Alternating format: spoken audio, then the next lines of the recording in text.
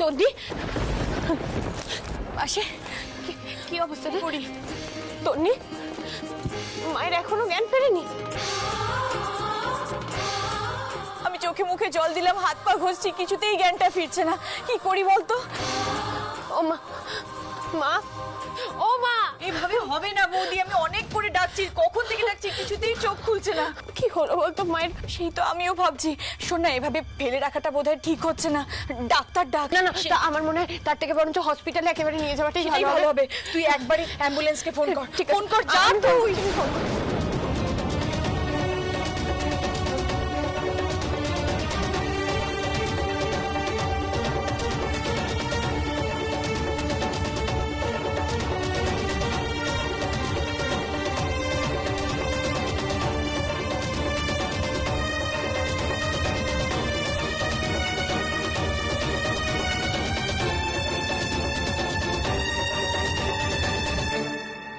তন্নি, তন্নি আসছে। বৌদি বলছি, কত টাকা চাইলো রে?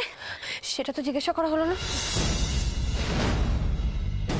এত টাকা তো আমি সাথে করে আনিও নি। নার্সিং হোমে তো টাকা জমাও দিতে হবে, একেবারে আমার মাথায় ছিল না।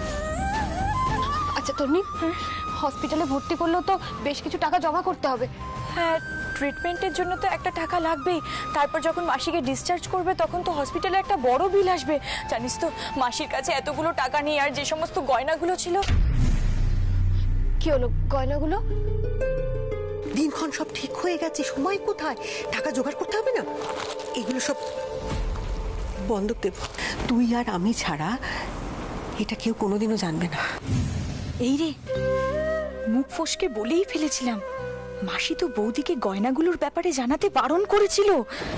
তন্নি, গয়নাগুলো কি, কোথায় বল? আমি জানি না, আমি কি করে জানবো বলতো? তুই জানিস না? মাকে গয়নার কথা বলে মা অ্যাভয়েড করে দেয়। প্লিজ তন্নি, বল আমাকে। বিশ্বাস কর, এই মুহূর্তে আমার কেকের ব্যবসা বন্ধ, আমার হাতে এক ফোঁটাও টাকা নেই। আমি জানি তোর কাছেও একই অবস্থা। মাকে ট্রিটমেন্টটা তো করাতে হবে, তাই গয়নাগুলো বন্ধক দিয়ে ট্রিটমেন্ট করানো ছাড়া আমার কাছে আর কোনো উপায় নেই রে। তুই প্লিজ বল। আমি বুঝতে পারছি এটা ঠিক হচ্ছে না, কিন্তু এমন একটা অবস্থা, এছাড়া আমার কাছে আর কোনো উপায়ই নেই। দিদি, অ্যাম্বুলেন্স চলে এসছে। হ্যাঁ আসছি, 1 মিনিট। হ্যাঁ দাদা আসুন। শুনুন না, আপনারা স্ট্রেচারটা নিয়ে আসুন, আমি দেখছি। তন্নি আর সময় নেই, আমাকে বল কি তোর বিয়ের জন্য গয়নাগুলো বন্ধক দিয়ে দিয়েছিল মাসি।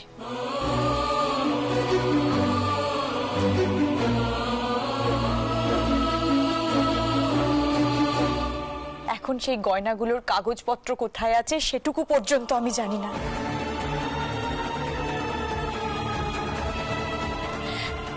আমি আর কিছু বুঝতে পারছি না। তুই প্লিজ যে করেই হোক কোথাও থেকে টাকা জোগাড় কর। আমি একটা কাজ করি, জামা কাপড় গুছিয়ে নি, মাসির তো হসপিটালে কাজে লাগবে। তুই একটু টাকাগুলো দেখ। হ্যাঁ, তুই একটু দেখ।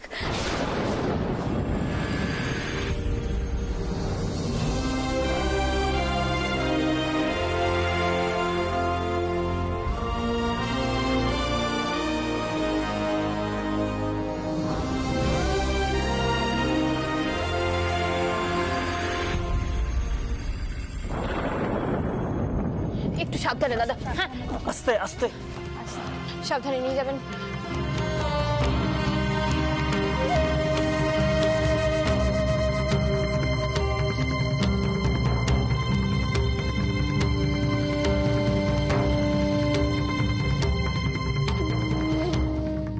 দিদি, আমাদের অ্যাম্বুলেন্সের টাকাটা যদি... অ্যাম্বুলেন্সের টাকা আপনি যান, আমি দিয়ে দেবো। আচ্ছা ঠিক আছে। বৌদি, আমি মাসির সাথে যাচ্ছি। হ্যাঁ, তুই দেখ টাকাটার ব্যাপারটা, তাড়াতাড়ি চলে আসবে কিন্তু। তো তুই যা যা।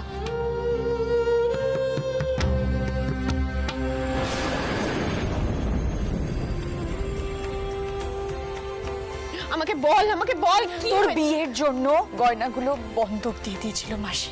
তুই প্লিজ যে করেই হোক কোথাও থেকে টাকা জোগাড় কর।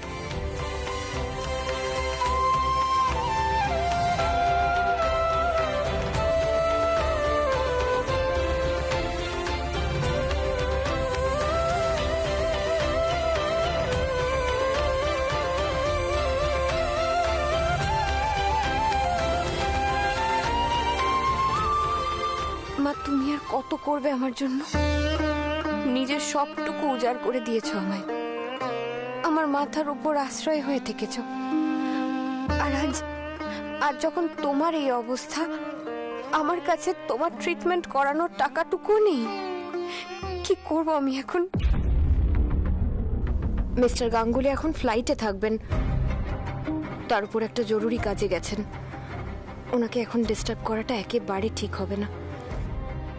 আর ওনার থেকে টাকা নিয়ে ট্রিটমেন্ট করিয়েছি, পরে সেটা যদি মা জানতে পারে, লজ্জায় আর মা কখনো মুখ দেখাতে পারবে না।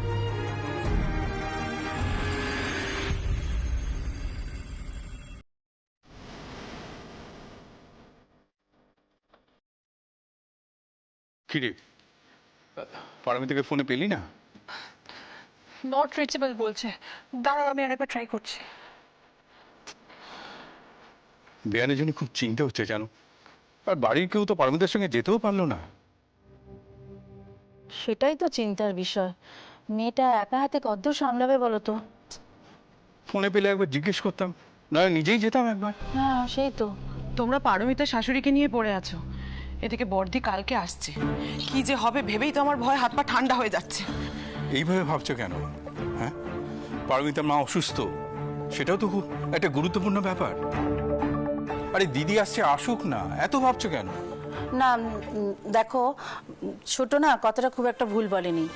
সত্যি কথা বলতে কি, তোমাদের দিদি যদি তেমন শক্ত ধাতের মানুষ না হতেন তাহলে ছোট হয়তো এ কথা বলতোও না। তা তো উনি নন না। উনি তো তার ভাই, ভাইপো, ভাইজি কারোর কোনো দোষ ধরেন না। যত দোষ আমাদের এই বউদের। আমাদের ঠিকমতো শিক্ষা নেই, আমরা সংসার সামলাতে পারি না। আর আমাকে তো ফোনে বলেই দিলেন, বিয়েতে আসতে পারিনি, কাল গিয়ে দেখবো ভাইপো বউকে তুই ঠিকমতো গড়ে পিঠে নিতে পেরেছিস কিনা। সেই শুনে থেকে তো আমার বুক কাঁপছে। এত ভেবো না চৈতালি।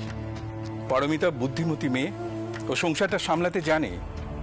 দেখলে না সৃজা দিদি ভাইকে কি করে বুঝিয়ে সুঝিয়েও আটকালো। দিদি নিশ্চয়ই পারমিতাকে পছন্দ করবে, তুমি দেখে নিও। হলেই ভালো। যে এই সময় আবার পারমিতার মা অসুস্থ হয়ে পড়লেন তো সেটাও আরেকটা চিন্তার বিষয়, জানো তো। দিদি যদি জানতে পারেন যে উনি পারমিতার আসল মা নন, আগের পক্ষে শাশুড়ি, তাহলে তো আবার গন্ডগোল বাঁধাবেন। কি মুশকিল। আরে পারমিতা তো বেয়ানকে মা বলেই জানে। তোমরা সেরকম জটিলভাবে দিদির কাছে ব্যাপারটা প্রেজেন্ট না করলেই হলো। এই তো পারমিতা। পারমিতা, মাসিমা কেমন আছেন? হসপিটালে ভর্তি করতে হলো গো মাকে। সে কি, হসপিটাল? কেন, এত বাড়াবাড়ি হলো কেন? আসলে মায়ের যে তখন জ্ঞান হারিয়েছিল না, কিছুতেই জ্ঞান ফিরছিল না, তাই আমি আর তন্নি আর রিস্ক না নিয়ে একটা অ্যাম্বুলেন্স ডেকে মাকে হসপিটালে নিয়ে গেলাম।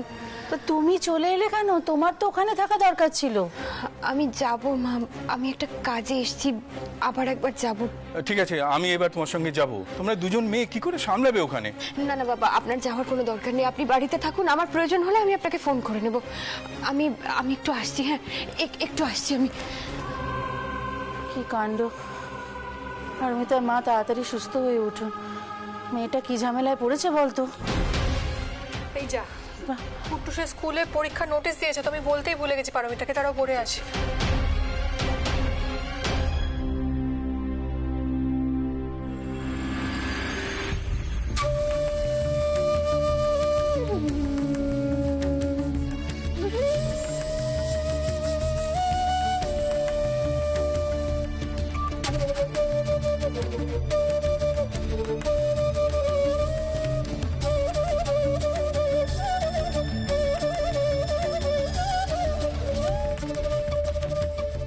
না না, এই হারটা আমি কিছুতেই নিতে পারবো না।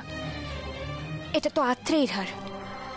গুঞ্জা, সৃজা, মিস্টার গাঙ্গুলির কাছে এটা একটা অমূল্য স্মৃতি।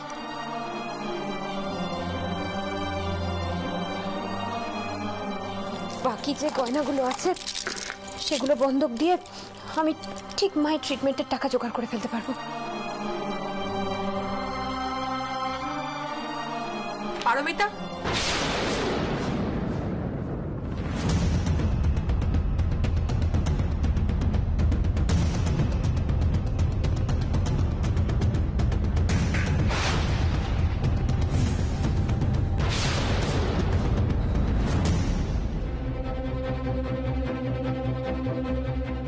গয়নাগুলো নিয়ে কি করছো? এগুলোকে ব্যাগে কেন ভরছো? তুমি কি এগুলোকে বিক্রি করার কথা ভাবছো? না না, তাহলে কি মাসিমার... আচ্ছা পারমিতা, আমি বুঝতে পারছি মাসিমার ট্রিটমেন্টের জন্য অনেকগুলো টাকা লাগবে। তুমি সেটা আমাকে বলতে পারতে, আমি বাবাকে বলতাম, বাবা তোমাকে টাকা দিয়ে দিত। কিন্তু তুমি যদি এগুলোকে বিক্রি করার কথা ভাবো না, বাড়িতে কেলেঙ্কারি হয়ে যাবে। না না, আমি বাবাকে বলছি। শুভ্রা শুভ্রা, না না, তুমি বাড়ির কাউকে কিছু বলো না। আমি গয়নাগুলো বিক্রি করছি না, বিশ্বাস করো। আমি রিকোয়েস্ট করছি, তুমি বাড়ির কাউকে কিচ্ছু বলো না। তাহলে তুমি গয়নাগুলো ব্যাগে কেন ভরছো? আমাকে বলতেই বা বারণ করছো কেন? সত্যি তো মাসিমার ট্রিটমেন্টের জন্য তুমি এতগুলো টাকা কোথা থেকে পাবে? দেখো, এই বাড়ির বউ হওয়ার সুবাদে এই গয়নাগুলো আমি আশীর্বাদী হিসেবে পেয়েছি। এগুলো কি আমি কখনো বিক্রি করতে পারি বলো? আমি আমি এগুলো বন্ধক রেখে মায়ের ট্রিটমেন্টটা করিনি। তারপর আমি তোমায় কথা দিচ্ছি, মা সুস্থ হয়ে উঠলেই আমি এই গয়নাগুলো ঠিক ছাড়িয়ে নিয়ে আসবো টাকা জোগাড় করে। আমি কথা দিচ্ছি, তুমি বাড়িতে কাউকে কিছু বলো না প্লিজ, বাবাকেও বলো না। আমি বাবার থেকে টাকা নিতে পারবো না শুভ্রা। আচ্ছা পারমিতা, তুমি কি টাকাগুলো ফেরত দেওয়ার জন্য হেজিটেট করছো? হ্যাঁ, বাবাকে তোমার থেকে টাকাগুলো ফেরত নেবেন না তো আমি জানি, বাবা নিতে চাইবেন না। আর আমি এটাও জানি যে মা যদি জানতে পারেন সুস্থ হয়ে যে আমি এই বাড়ি থেকে টাকা নিয়ে মায়ের ট্রিটমেন্ট করিয়েছি, মা আসতেও চাইবেন না এই বাড়িতে আর কোনোদিনও। আচ্ছা ঠিক আছে, তাহলে আমি দাদাভাইকে না কাউকে বলো না। উনি একটা কাজ নিয়ে বেরিয়েছেন তো, বলো না ওনাকে। এমনিতেই ওনার মাথায় অনেক চাপ, অনেক টেনশন। তারপরে যদি এই ঘটনা শোনেন আরো বেশি চিন্তা করবেন উনি। আর শুভ্রা, মায়ের দায়িত্বটা তো আমার, বলো। আমি না বরাবরই মায়ের দিকটা নিজেই দেখে এসেছি, তাই আমি বুঝতে পারছি, কিন্তু এতগুলো টাকার ব্যাপার তুমি অ্যাটলিস্ট আমাকে দাদাভাইকে বলতে দাও। আমি পারবো না শুভ্রা, আমি পারবো না টাকাগুলো নিতে। দেখো, মা সারা জীবনে আমার জন্য এত কিছু করেছেন, সেই ঋণ তো আমি কোনোদিনও শোধ করতে পারবো না। যদি মেয়ে হয়ে এইটুকু দায়িত্ব আমি পালন করতে না পারি, তাহলে আর কি করলাম বলো? আমি মা নিজের শেষ সম্বলটুকু আমার জন্য দিয়ে দিয়েছেন, শুধুমাত্র আমার সুখের দিকে তাকিয়ে।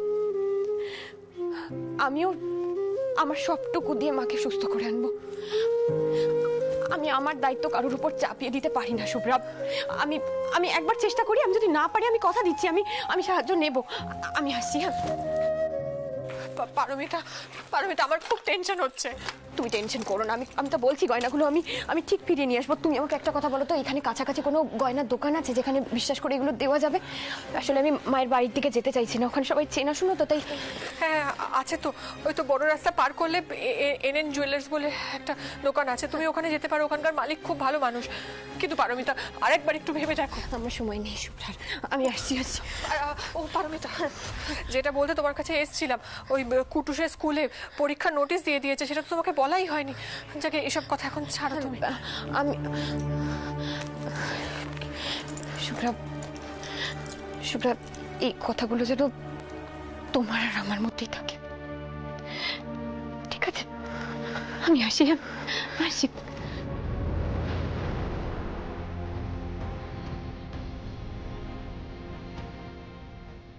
পারমিতা কিছু ভুল করছে না তো? মাসিমার এম্বারেসমেন্টের জন্য বাড়িতে বলতে বারণ করছে, কিন্তু বাড়ির লোক যদি ভ্রূণাক্ষরও টের পেয়ে যায়, তাহলে আবার অশান্তি হবে না তো?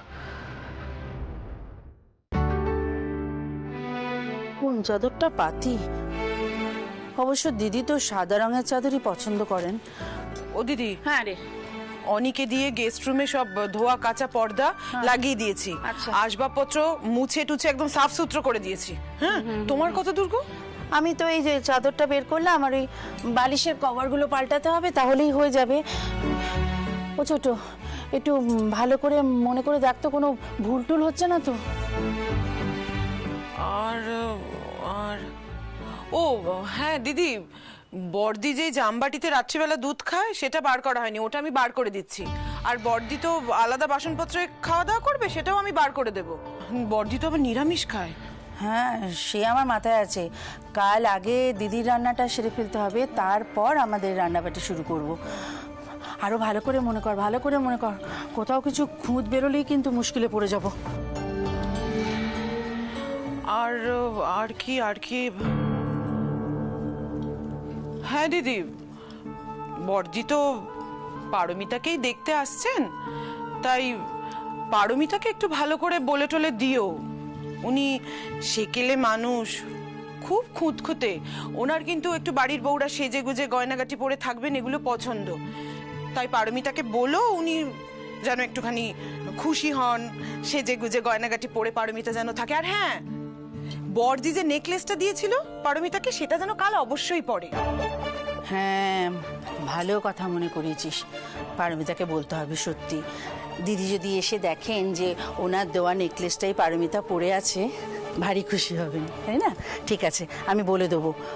আর সত্যি কথা বলতে কি জানিস ছোট, এখন তো পারমিতা বেশ বুঝদার হয়েছে। ওকে একটু বুঝিয়ে বললে ও ঠিক মাথায় রেখে দেবে। বলে দেবো, দাঁড়া।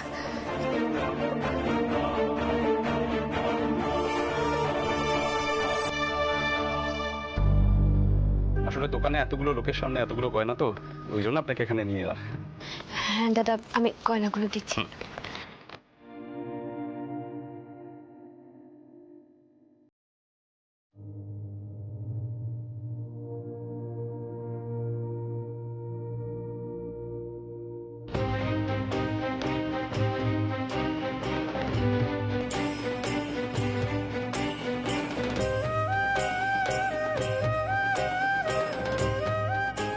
দাদা, একটু দেখে নেবেন, আশা করি সব ঠিকঠাকই থাকবে। বেশ, আমি দেখে নিচ্ছি।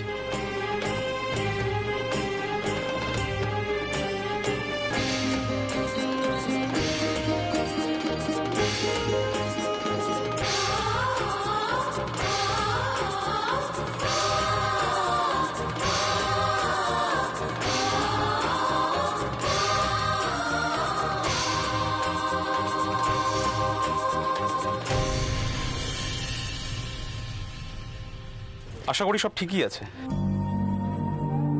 বেশ, তাহলে আপনি একটু অপেক্ষা করুন, আমি টাকাটা নিয়ে আসছি। হ্যাঁ দাদা, বলছিলাম এই গয়নাগুলো কিন্তু আমি কিছু দিনের জন্যই বন্ধক রাখছি। আমি টাকা জোগাড় করে এগুলো ছাড়িয়ে নিয়ে যাব। আপনি আপনি এগুলো একটু আলাদা করে রাখবেন, একটু হ্যাঁ, সাবধানে। নিশ্চয়ই নিশ্চয়ই, আমি নিশ্চয়ই দেখবো। আপনি একদম চিন্তা করবেন না, আমি টাকাটা নিয়ে আসছি, একটু অপেক্ষা করুন।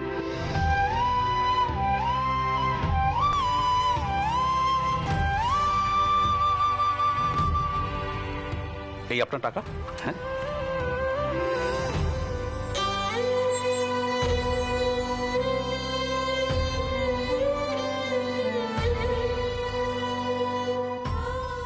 ধন্যবাদ। একদম নিশ্চিন্ত থাকুন। মাই ট্রিটমেন্টের খরচ এতে হয়ে যাবে মনে হয়। আমি যাই, আমাকে এক্ষুনি হসপিটালে পৌঁছতে হবে। আমি আসছি দাদা, একটু দেখবেন। আপনি একদম চিন্তা করবেন না।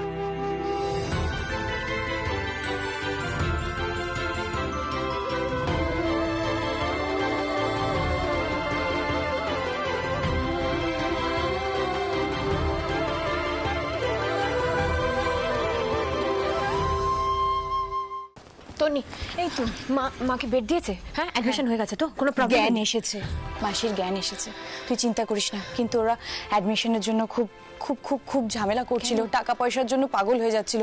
আমি কোনো রকমে অ্যাডমিট করেছি। বলছি, তুই টাকাটা জোগাড় করতে পেরেছিস? এই জন্যই তো এতটা দেরি হয়ে গেল আমার। আচ্ছা বলছি, কোথায় জমা দেবো টাকা? ওই যে ওখানে। এখানে কত বলেছে রে? বলছি কত শোন টাকা? না, বলছি 30,000 টাকা বলেছে। আরো অনেকগুলো টেস্ট হয়েছে, বুঝলি তো, সেগুলোর জন্য কিন্তু আলাদা করে টাকা দিতে হবে, বুঝলি তো? পরে দিতে হবে। হ্যাঁ হ্যাঁ হ্যাঁ, ঠিক আছে। আচ্ছা নমস্কার, চিত্রা মিত্র, আমার মা ভর্তি রয়েছেন। কত মানে বিল হয়েছে একটু দেখবেন? আচ্ছা দেখছি।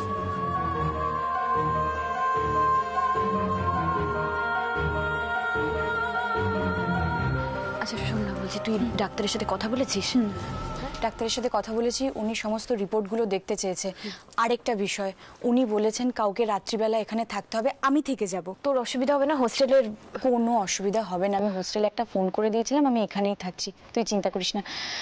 বলছি শোন না, অপূর্বদা আসবে না রে? অপূর্বদা তো নেই রে, উনি থাকলে তো আর কোনো চিন্তাই ছিল না। উনি একটা ট্যুরে বেরিয়েছেন নর্থ বেঙ্গলে, ওই সকালে তুই যখন ফোন করলি তার ঠিক আগে। আর এক মিনিট দাঁড়া, বলছি এই টাকাটা তুই তোর কাছে রাখ। হ্যাঁ, যদি কোনো বিলে হুটহাট করে, তো বিল অনেক সময় হয়, টেস্টের বিলগুলো তুই ক্লিয়ার করে দিস।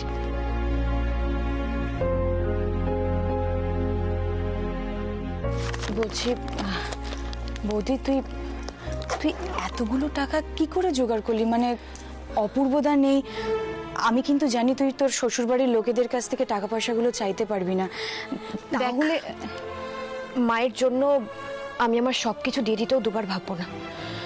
আর তুই এ নিয়ে ভাবিস না, আগে মা তারপর সব কিছু। আমার না খুব মায়ের সাথে একবার দেখা করতে যেতে ইচ্ছা করছে, একবার কথা না না কোনো লাভ নেই, আমি ওদেরকে আগেই জিজ্ঞেস করেছিলাম ভিজিটিং আওয়ার্সের আগে ওরা কাউকে দেখা করতে দিচ্ছে না। তাহলে একবার ডাক্তারবাবুর সাথে বরঞ্চ কথা বলে আসি। কোন দিকে উনি বসেন? উনি উনি এই দিকে সোজা যাবে, গিয়ে ডান দিকে যাবি, ঠিক আছে? ঠিক আছে, আমি একবার কথা বলে আসি। দাঁড়া, এই শোন না, বলছি আমার না খুব ভয় করছে। তনি আমি বললাম তো, তুই এত চিন্তা কেন করছিস? আমি যা করেছি ভেবে চিন্তেই করেছি। আগে আমার মা তারপর সব কিছু। এখন আমি মায়ের সুস্থতা ছাড়া আর অন্য কিছু ভাবছি না, পরে যা হবে আমি দেখে নেব। আমি আসছি একবার কথা বলে ডাক্তারবাবুর সাথে, তুই দাঁড়া।